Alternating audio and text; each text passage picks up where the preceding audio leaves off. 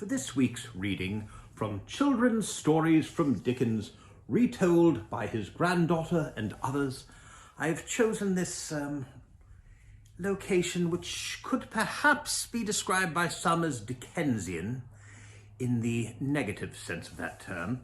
It is a fitting setting for this week's selection, based on my 1845 novella, A Cricket on the Hearth, entitled The Blind Toymaker. Caleb Plummer and his blind daughter lived alone in a little stocked nutshell of a house. They were toymakers, and their house, which was so small that it might have been knocked to pieces by a hammer and carried away in a cart, was stuck like a toadstool onto the premises of Messrs. Gruff and Tackleton, the toy merchants for whom they worked, the latter of whom was himself both Gruff and Tackleton in one. I'm saying that Caleb and his daughter lived there. I should say that Caleb did, and his daughter lived in an enchanted palace which her father's love had created for her. She did not know that the ceilings were cracked, and the plaster tumbling down, and the woodwork rotten, that everything was old and ugly and poverty-stricken about her, and that her father was a grey-haired, stooping old man, and the master for whom they worked a hard and brutal taskmaster. Oh dear, no! She fancied a pretty, cosy, compact little home full of tokens of a kind master's care, a smart, brisk, gallant-looking father, and a handsome and noble-looking toy merchant who was an angel of goodness. This was all Caleb's doing. When his blind daughter was a baby, he had determined in his great love and pity for her that deprivation should be turned into a blessing, and her life as happy as he could make it. And she was happy. Everything about her she saw with her father's eyes, in the rainbow-coloured light with which it was his care and pleasure to invest in. A strange home it was. Their living room was their workroom also. On shelves around it were stored dolls' houses of all sizes and description, dolls' furniture, and dolls themselves of all ranks of life, from the penny and plebeian Dutch to the aristocratic wax beauty. There was also a quantity of gay material, out of which the blind girl manufactured dolls' garments. There were piles and rows of Noah's arks, carts and horses, fiddles, drums, and tumblers, and in the midst of it all, Bertha sat busily at work, making a doll's frock, whilst Caleb bent over the opposite side of the table, painting a doll's house. "You were out in the rain last night in your beautiful new greatcoat," said Bertha. "Yes, in my beautiful new greatcoat," answered Caleb, glancing to where a roughly made garment of sackcloth was hung to dry. "How glad I am you bought it, father." "And of such a tailor, quite a fashionable tailor, a bright blue cloth with bright buttons. It's a deal too good a coat for me." "Too good?" cried the blind girl, stopping to laugh and clap her hands, "as if anything was too good for my handsome father, with his smiling face and black hair and his straight figure, and as if anything could be too good for my handsome father." Ah, if poor Bertha could have seen him, with his wasted, drooping form and worn face, bending wearily over his work in the splendid little room, I think the sight would have broken her heart. Caleb began to sing a rollicking song about a sparkling bowl, which made him appear more careworn and poverty-stricken still. "What, you are singing, are you?"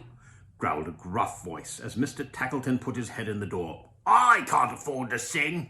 I hope you can afford to work too. Hardly time for both, I should say."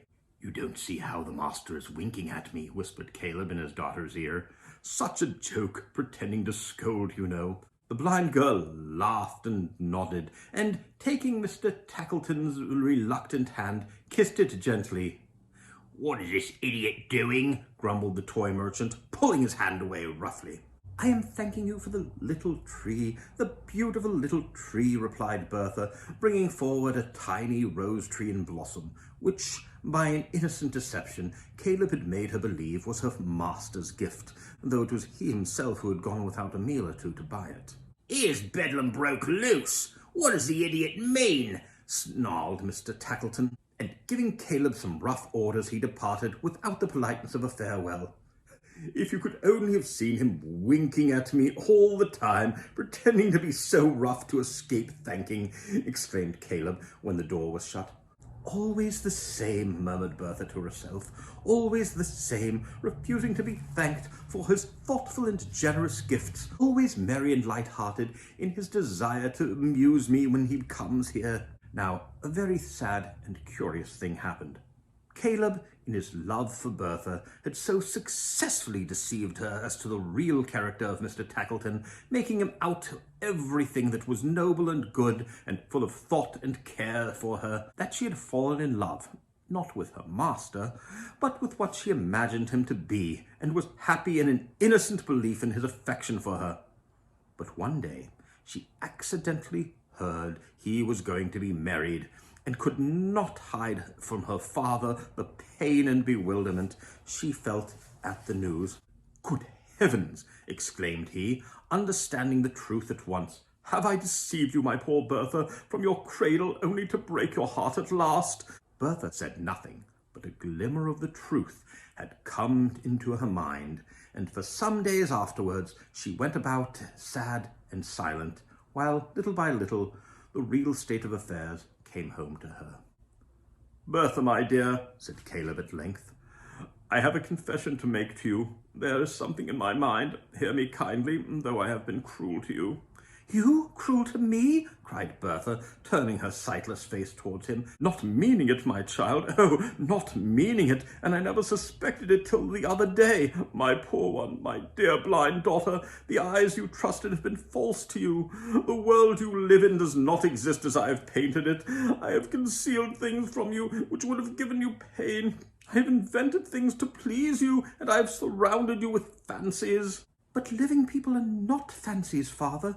You cannot change them." "I have done so, my child. God forgive me. I have done so. Bertha, the man who is married today is in every way unlike what I have described him. He is a hard master to us, ugly in his looks and his nature, and hard and heartless as he can be." "Oh, heavens, how blind I have been! How could you, father, and I so helpless!" Poor Caleb hung his head. "Answer me, father," said Bertha. "What is my home like?" "A poor place, Bertha, a very poor and bare place, indeed as little able to keep out wind and weather as my sackcloth coat." "And presents that I took such care of, that came at my wish, and were so dearly welcome." Caleb did not answer. "I see, I understand," said Bertha. "And now I am looking at you, at my kind, loving, compassionate father. Tell me what he is like." "An old man, my child, thin, bent, grey-haired, worn out with hard work and sorrow. A weak, foolish, deceitful old man." The blind girl threw herself on her knees before him and took his grey head in her arms. "It is my sight returned," she cried. "I have been blind, but now I see. I have never till now truly seen my father. Does he think that there is a gallant, handsome father on this earth that I could love so dearly, cherish so devotedly as this worn and grey-bearded old man? Father, there is not a grey hair on your head that shall be forgotten in my prayers and thanks to heaven." "My Bertha," sobbed Caleb, "and the brisk, smart father in the blue coat. He is gone, my child." "Dearest father, no, he is not gone. Nothing is gone. Everything I loved and believed in is here in this warm old father of mine, and more, so much more. I have been happy and contented, but I shall be happier and more contented still, now that I know what you are. I am not blind, father, any longer." I hope you have enjoyed these readings over the last 3 weeks. Next week I will return once more with a surprise.